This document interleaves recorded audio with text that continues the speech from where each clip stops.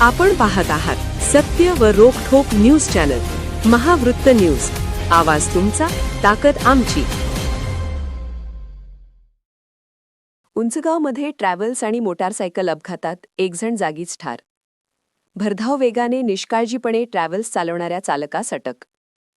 Gandhinagar police ठाण्यातून मिळालेली माहिती अशी की कोल्हापूर हुपरी मार्गावर उंचगाव येथे छत्रपती शिवाजी महाराज पुतळ्याजवळ पहाटे 5:30च्या सुमारास रमेश राठोड, वय वर्ष 53, राहणार शिंदे कॉलनी, उंचगाव, तालुका करवीर, हे महापालिकेत केएमटीमध्ये चालक म्हणून नोकरी करत होते आणि ते कामावर जात असताना कोल्हापुरातून महामार्गाकडे जात असलेल्या एका खासगी ट्रॅव्हल्सने जोरात धडक दिल्याने जागीच मरण पावले.